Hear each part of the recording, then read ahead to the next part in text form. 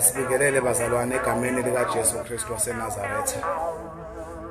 Sibingelele abazalwane bonke bese-Apostolic Faith Mission. Sibingelele umama umfundisi nobaba umfundisi bengekho egameni likaJesu. Ngiphinde ngibingelele abaphathi abasha, ngibingelele ikomiti lonke labantu abasha egameni likaJesu. Wanibingelelayo ke uLinda Musa wakacebe umntwana kaNkulunkulu ngisindisiwe egameni likaJesu. Qale ngixolise mphathi ukuthi usabelo i-network iyahlupha ngala, so sekuze kuthatha isikhathi eside zama kodwa ke simakade siyambonga ukuthi sekuzeka ugcina kwalunga kwavuma egameni likaJesu. Bazalwane, sengichazile igama uLinda Musa wakacebe egameni likaJesu. Ngumntwana kaNkulunkulu ke ngisindisiwe. Ngiyafisa nje bazalwane sike siye eziphuthume ezweni ntambama egameni likaJesu. Sizofunda incwadi zethu lapha incwadi yamaHubo. Sizofunda nje ivesi nje lakhona elilodwa, ngizoshumayela nje ngencwadi eyodwa egameni likaJesu. AmaHubo 119 bese siya lapha ku verse 9. Into engizoyisho ngizokhuluma nje izwi okokuqala elithi into omusha akungabikho umuntu ozobukela phansi ubusha bakho. Amen. Nanoma ubani wapi ovelaphi angakubukeli phansi ubusha bakho, angakubukeli phansi wena. Amen. Nanoma ngabe ungcono kangakanani kunawe, noma une-level engakanani level engakanani noma ephezulu kuneyakho, kodwa akungabikho umuntu ozobukela phansi ubusha bakho. Likhona noma ngaqhamuka bani ovelaphi, noma ngabe unemali noma ngabe wena unamali, kodwa akungabikho umuntu ozobukela phansi ubusha bakho. Amen. Sifunda lapha incwadi yamaHubo. Ngiyathemba abazalwane bonke bayabheka kumanje incwadi yamaHubo 119. Sifunde nje uverse 9 yena yedwa egameni likaJesu. Uthi uverse 9, ngizokhuluma nomuntu omusha. Ngibonile la ukuthi ipage labantu abasha leli. Haleluya. Uthi uverse 9, insizwa iyakuyihlanza kanjani indlela yayo na? Ngokuqaphela okwezi lakho ngikufunile ngenhliziyo yami yonke, mangingaphambuki emiyalweni yakho. Haleluya. Insizwe ukuyihlanza kanjani indlela yayo na?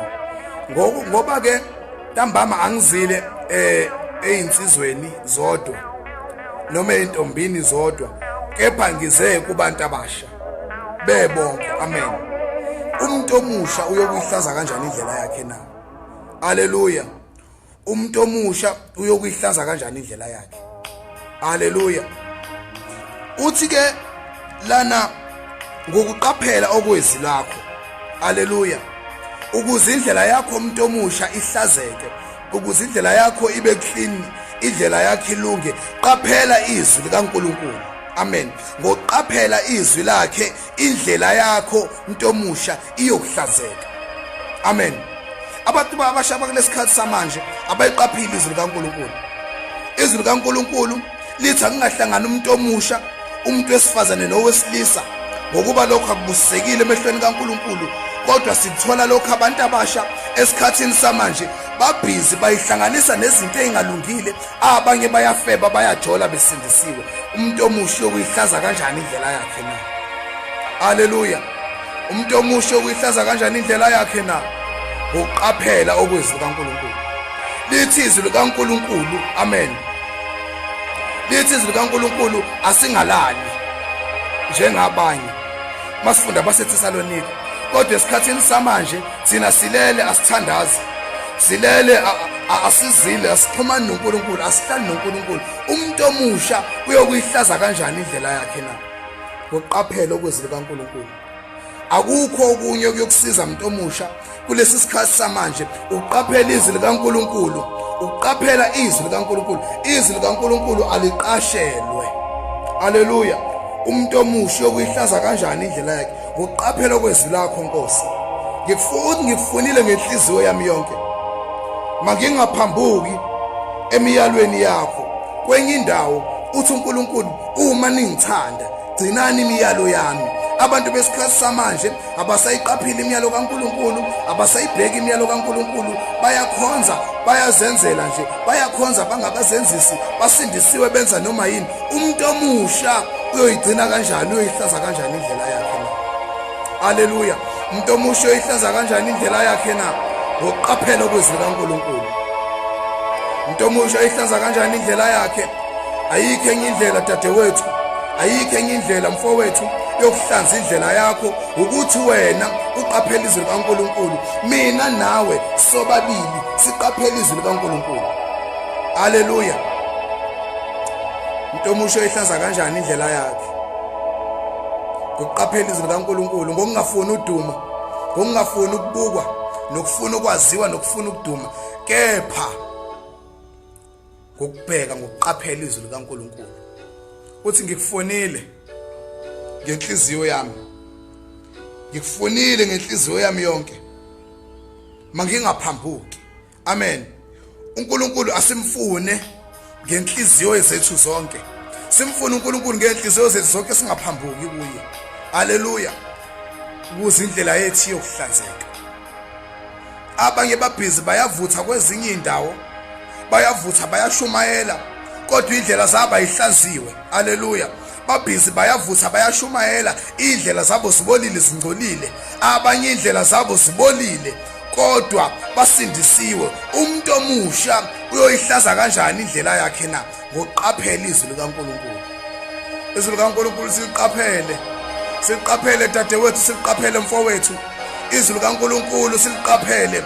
Uthi obhala kahle lencwadi yomthetho mayingasuki kuwe, ufunde izwi likaNkulunkulu ukuze indlela yenkosi ihlanzeke, indlela yenkosi iqapheleke, indlela yakho umuntu omusha iqapheleke. Gcina izwi likaNkulunkulu, thandaza, wena fasta, wena khuleka, funda izwi likaNkulunkulu ukuze indlela yakho umntana sekhaya iyokuhlanzeka, ukuze indlela yakho umntana sekhaya iyokuba yinhle. Kungaduma ukuthi usindisiwe, uyashumayela, uyavutha, kodwa ngapha futhi eceleni indlela yakho ibolile, unephungu uyanuka, ukuthi wena unondindwa, wena uyisifebe, uyadlala ngezingane zabantu kodwa uyashumayela. Uyashumayela, uyahlabelela impela, kodwa maye umjolo uyaqhuma. Umuntu omusha uyoyihlanza kanjani indlela yakhe? Ngokuqaphela izwi likaNkulunkulu. Kungenzeka ngingakhulumi kangcono, kungenzeka mhlambe ngingenzi njengabajwayelekile, kungenzeka mhlambe ngingezi ngendlela kade nilindele ngayo, kodwa ntambama ngizoqwashisa wena dadewethu, ngizoqwashisa wena mfowethu, ngizothi umuntu omusha ngayihlaza kanjani indlela yakhe na? Ngokuqaphela izwi likaNkulunkulu. Izwi likaNkulunkulu liyaqaphelwa abafowethu, izwi likaNkulunkulu liyaqaphelwa dadewethu. Izwi likaNkulunkulu aliphaphelwa nje, izwi likaNkulunkulu alaziwa, aleziwa ngokuthi wena uyazi, alizelwa ngokuthi wena uyalazi, futhi uliqhemile lisengqondweni, ngoba amavesi ungawagcina agcwala ikhanda, kodwa uma ungayiqaphile, mntana sekhaya, angeke kuhambe kahle. Indlela yakho ngeke izibe clean, indlela yakho ngeke izihlanzeke. Umuntu omusha uyoyihlanza kanjani inhliziyo yakhe na? Uyoyihlaza ngokuqaphela izwi likaNkulunkulu. Uthi ngikufonile ngenhliziyo yami yonke, mangingaphambuki emiyalweni yakho. Uma ningithanda bantu abasha, gcinani imiyalo yami. Uma ningithanda zintombi, gcinani imiyalo yami. Uma ningithanda zinsizwa, gcinani imiyalo yami. Indlela kaNkulunkulu iyaqashelwa, indlela kaNkulunkulu ayihamba ngokwaziwa.